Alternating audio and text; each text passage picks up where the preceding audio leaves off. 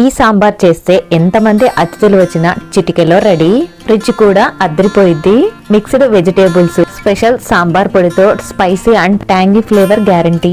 దీనికోసం ముందుగా ఉల్లిపాయ, టమోటాలు, క్యారెట్, ముల్లంగి, బీన్స్ చిన్నగా తరిగి పక్కన పెట్టుకోవాలి. ఆ తర్వాత ఒక కుక్కర్ పెట్టుకుని అందులో 2 టేబుల్ స్పూన్ల ఆయిల్ యాడ్ చేసుకో పోపు పెట్టుకోవాలి. పోపు ఫ్రై అయిన తర్వాత onion 1 table spoon salt add చేసేసి 1 నిమిషం ఫ్రై అవ్వనివ్వాలి. ఆ తర్వాత ఇందులో కట్ చేసిన టమోటాలు కూడా వేసుకొని మెత్తగా మగ్గనివ్వాలి. ఇవి మగ్గిన తర్వాత ముందుగా కట్ చేసి పెట్టుకున్న కూరగాయలను కూడా యాడ్ చేసుకోవాలి.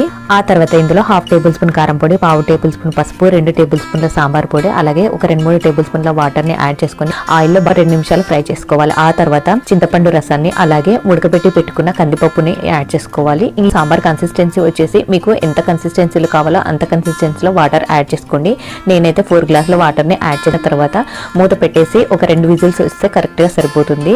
2 విజిల్స్ వచ్చిన తర్వాత స్టవ్ ఆపేసుకుంటే ఎంతో టేస్టీ అయిన సాంబారు రెడీ అయిపోయింది. ఇలాంటి సింపుల్ అండ్ ఈజీ రెసిపీస్ కోసం అనస్ హోమ్ ఫుడ్ ఛానల్ ని సబ్స్క్రైబ్ చేసుకొని ఈ వీడియోకి చిన్న లైక్ ఇచ్చేసి వెళ్ళండి.